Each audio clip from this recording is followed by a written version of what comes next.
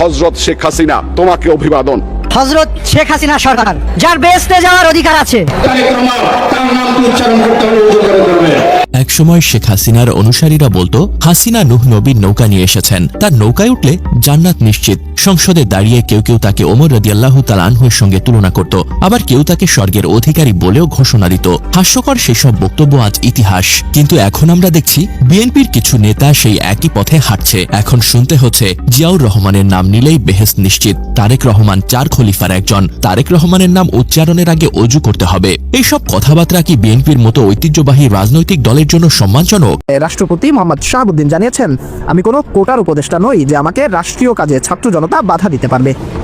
সম্মানিত দর্শক মণ্ডলী, একসময় ক্ষমতাসীন দল আওয়ামী লীগের অনুসারীদের মুখ থেকে আমরা বিভিন্ন রকম হাস্যকর কথা শুনতাম। তারা বলতো শেখ হাসিনা নূহ আলাইহিস সালাতু ওয়াস সালামের নৌকা নিয়ে আবির্ভূত হয়েছেন, তার নৌকায় যে উঠবে অর্থাৎ যে আওয়ামী লীগ করবে তার জান্নাত অনিবার্য। বর্তমান সময়ে এসে ঠিক একই রকম কথা আমরা বিএনপির শীর্ষস্থানীয় নেতাকর্মীদের মুখ থেকে শুনছি। তারা বলছে তারেক রহমান 4 খলিফার একজন, তারেক রহমানের নাম নিলে অজু করতে হবে, তার অনুসরণকারী নিশ্চিত জান্নাতি। অপরদিকে শাহাবুদ্দিন চুপ্পুর পদত্যাগকে কেন্দ্র করে রাজনৈতিক অঙ্গনে উত্তেজনাময় পরিস্থিতি বিরাজ করছে। তাই জানার আছে অনেক কিছু, আর এ নিয়ে আজকের এই ভিডিওতে থাকছে বিস্তারিত প্রতিবেদন। তাই আজকের এই ভিডিওটি সব মিলে অত্যন্ত গুরুত্বপূর্ণ হতে যাচ্ছে। 1 সেকেন্ড না টেনে ধৈর্য সহকারে পুরো ভিডিওটি দেখার জন্য আহ্বান করছি। আর একটি ছোট্ট রিকোয়েস্ট করছি, তা হলো যদি আপনি আমাদের এই চ্যানেল নতুন দর্শক হয়ে থাকেন, অবশ্যই আমাদের এই চ্যানেলটি সাবস্ক্রাইব করে একটি লাইক দিয়ে পাশে থাকা বেল বাটনটি অন করে দিবেন। তাই আর কথা নয়, চলুন সরাসরি আমরা ভিডিওতে চলে যাই। আমি আজকে বলে দিলাম, নাইলে আপনারা বলবেন যে আমি আপনাদের সতর্ক করিনি। আমি সতর্ক করে দিচ্ছি আপনাদের, এই দেশ এবং জাতির স্বাধীনতা সার্বভৌমত্ব বিপন্ন হবে।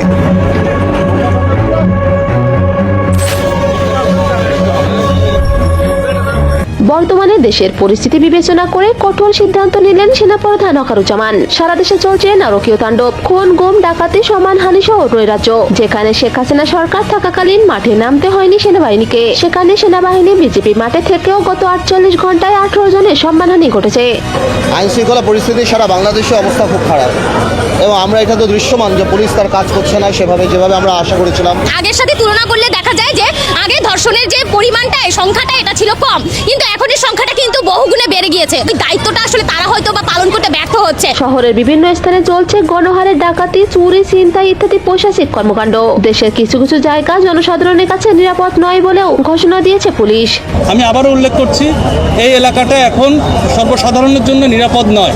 এদিকে দেশের পরিস্থিতি নিয়ন্ত্রণ করতে ডক্টর ইউনূসের উপর পরোক্ষভাবে চাপ প্রয়োগ করছেন সেনাপ্রধান ওয়াকারুজ্জামান। তিনি সংবাদ মাধ্যমে বলেন, নির্বাচিত সরকার ক্ষমতায় না আসলে দেশের পরিস্থিতি স্থিতিশীল করা সম্ভব নয়। জনগণ কি এতটাই বোকা যে এইসব হাস্যকর ধর্মকে রাজনৈতিকভাবে ব্যবহারের ফন্দি বুঝবে না?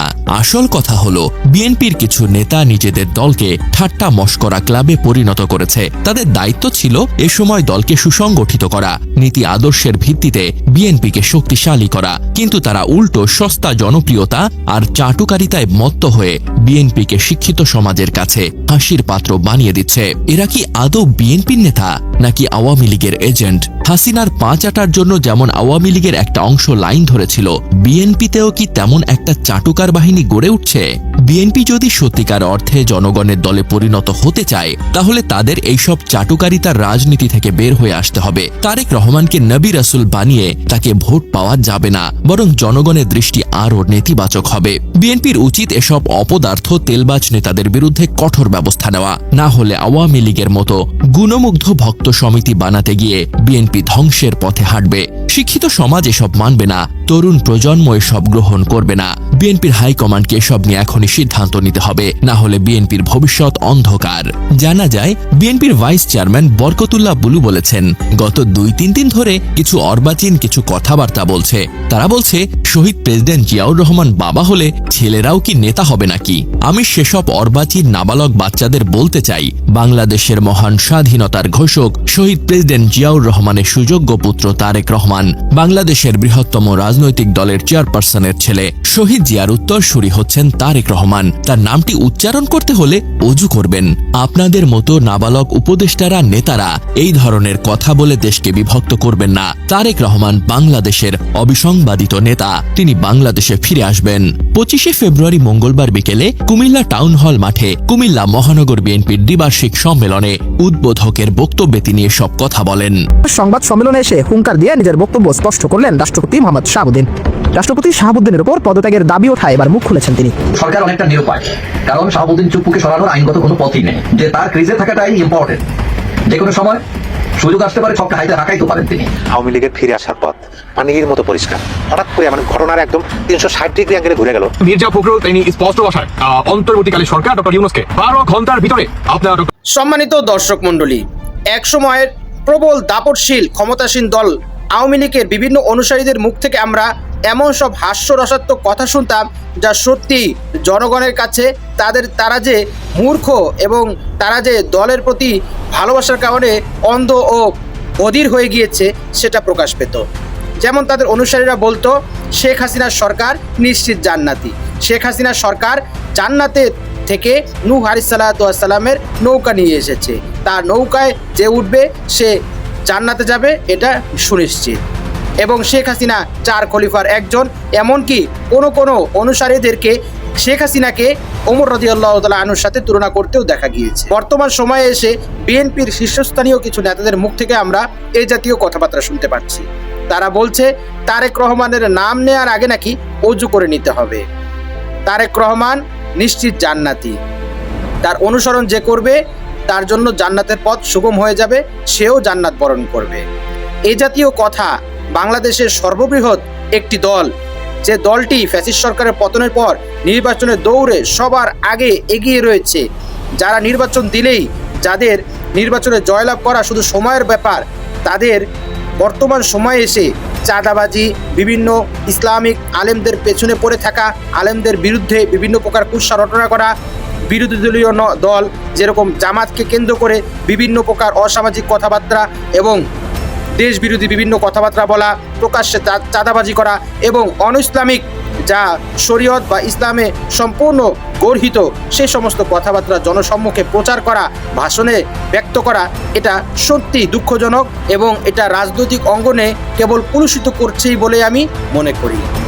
অপরদিকে শাহাবুদ্দিন চুপ্পুকে কেন্দ্র করে, তার পদত্যাগের দাবিকে কেন্দ্র করে রাজনৈতিক মহলে উত্তেজনাময় পরিস্থিতি বিরাজ করছে এবং দেশের আইন শৃঙ্খলা বাহিনীকে আরও সুসংগঠিত, শক্তিশালী ও সুঠাম করার জন্য স্বরাষ্ট্রমন্ত্রীকে আমরা দেখেছি গভীর রাতেও পরিদর্শনে বেরিয়েছেন। কেননা ইদানিং বাংলাদেশে ছিনতাই, ডাকাতি এবং বিভিন্ন প্রকার অপতৎপরতা, সন্ত্রাসী কর্মকাণ্ড যে হারে বেড়েছে, এতে তাদের ঘুম হারাম হবে কি, স্বরাষ্ট্রমন্ত্রীরই ঘুম হারাম হয়ে গিয়েছে। কেননা তার যে পদত্যাগের দাবি উঠেছে, তার আরামের চেয়ারে বসে ঘুমের দিন এবার ছাত্র জনতা হারাম করে দিয়েছে। ওখানে ওই চেয়ারে কি ঘুমানোর জন্য বসানো হয় নাই, ওই চেয়ারে বসানো হয়েছিল জনগণকে মন বোঝার জন্য, জনগণের নিরাপত্তার জন্য, জনগণের স্বার্থকে সামনে রেখে দেশকে পরিচালনার জন্য। সম্মানিত দর্শক মণ্ডলী, আজকের এই ভিডিও সম্পর্কে আপনার কি মতামত, অবশ্যই আপনার সেই মূল্যবান মতটি আমাদের কমেন্টস বক্সে জানাবেন। আর আজকের এই ভিডিওটি যদি আপনার ভালো লেগে থাকে অবশ্যই ভিডিওটি একটি লাইক দিয়ে শেয়ার করে দিবেন। আজ এ পর্যন্তই, সকলে ভালো থাকবেন, সুস্থ থাকবেন, নিরাপদ থাকবেন এই আশা ব্যক্ত করে আজকের ভিডিও এখানেই শেষ করছি। আমিন ওয়া আখিরু দাওয়ানা আলহামদুলিল্লাহি রাব্বিল আলামিন। ওয়াসসালামু আলাইকুম ওয়া রাহমাতুল্লাহি ওয়া বারাকাতুহু।